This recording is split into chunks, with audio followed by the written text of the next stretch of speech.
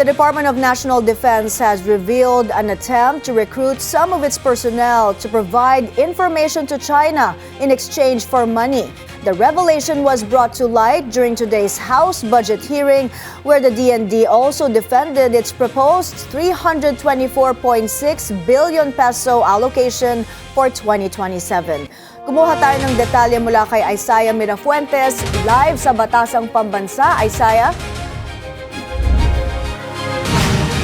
May 4 na government agencies ang naka-schedule ngayong araw na sumalang sa budget deliberation ng House Committee on Appropriations. At unang sumalang dyan, May, ang Department of National Defense na pinangungunahan mismo ni Secretary Gibo Teodoro. At for 2027, naabot sa 324.6 billion pesos ang requested allocations ng ahensya. Mas mataas ito ng mahigit 18 billion pesos kumpara sa budget ngayong 2026. Mahigit 312 billion pesos ang allotted for Armed Forces of the Philippines at ang mga natitira ilalaan para sa Civilian Bureau at Office of the Secretary.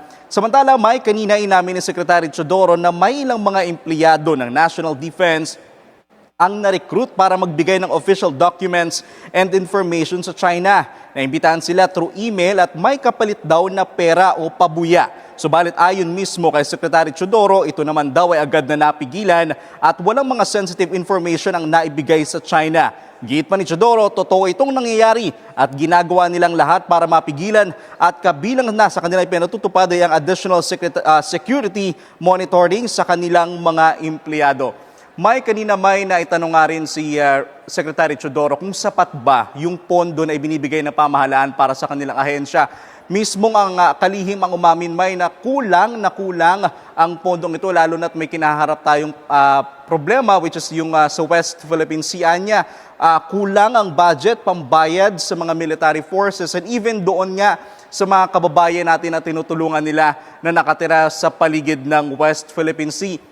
Isa sa mga naging suggestion ni Secretary Teodoro sa Kongreso ay maglaan o maglagay ng pondo na para nga sa dapat magtayo ng base ng military base sa paligid ng West Philippine Sea bilang dagdag proteksyon na nga rin doon sa ibang mga bansa na umaangkin sa ating mga teritoryo. At ngayon nga lang tapos na rin ang Office of the Ombudsman na sumalang sa budget deliberation at mamayang hapon inasang sasalang na rin ang Commission on Audit at ang DSUD. May.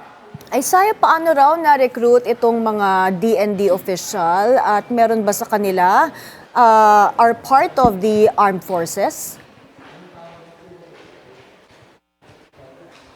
May sa paliwanag kanina ni Secretary Teodoro, itong mga empleyado ng Department of National Defense ay na-recruit daw via email.